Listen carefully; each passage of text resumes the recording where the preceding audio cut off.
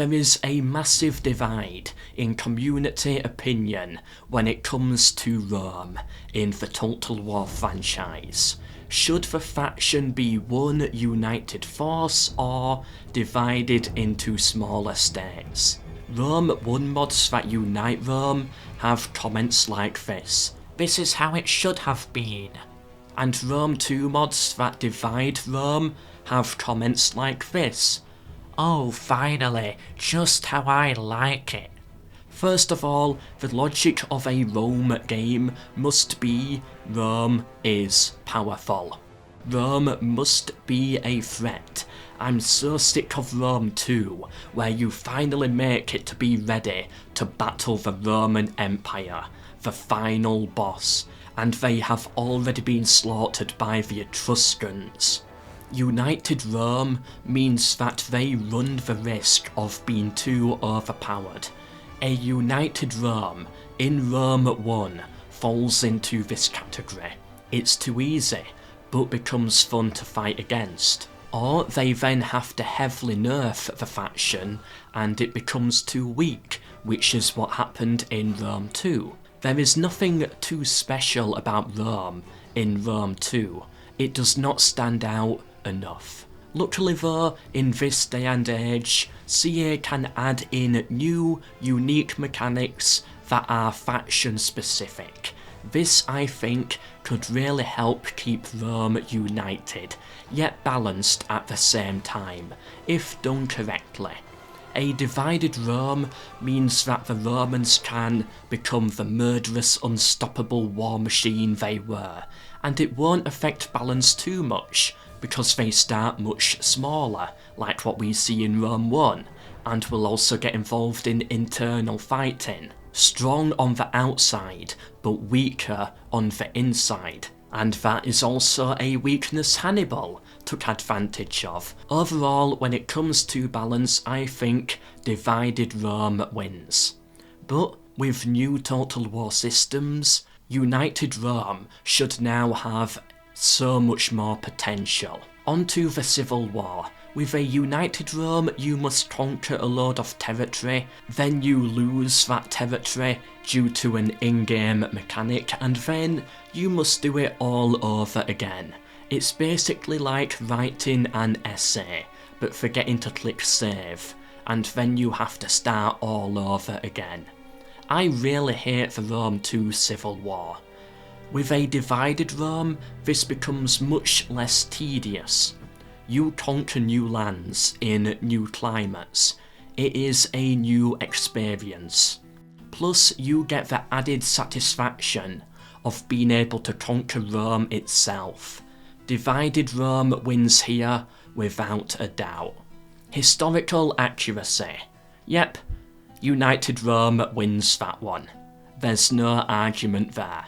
And also, a united Rome allows more options to fight on multiple fronts. I don't think it's more replayable. I think a divided Rome with more unique factions is actually more replayable, but there are some advantages of a united Rome. But overall, in my opinion, the divided Rome is much better.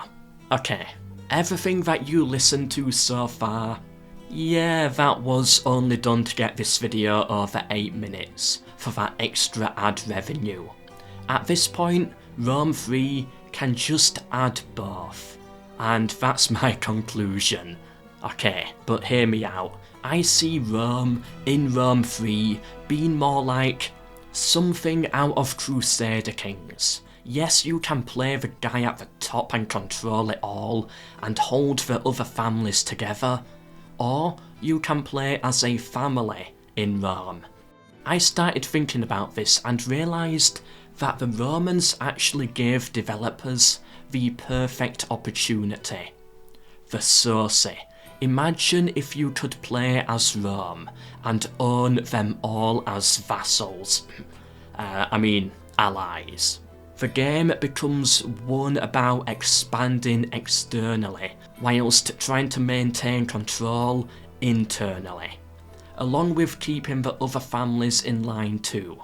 Like in Rome 2, but wildly updated, feeling way more unique. Or you can load in as a family and build up like you did in Rome 1 until you eventually civil war and seize full power. Getting alliances with other families and rising through the ranks. At this point, CA has no reason to be limited to just 3 or 4 families. They could easily add another 20. Not all need to start with a city, but maybe shared ownership in some cities, or maybe small armies and units dotted around. If they really think about it, I think they can pull it off. Or again, play as one of the allies of Rome, and instead have a fight of freedom, trying to either break free and become your own kingdom once more, maybe allying with outside powers like Carthage to help you bring your freedom.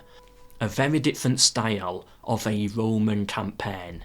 Or maybe you decide to rise up through the ranks and become more valued citizens to Rome, upgrading eventually into a Roman noble family, and then play the game as a family, and then possibly go through the civil war and rise up to emperor.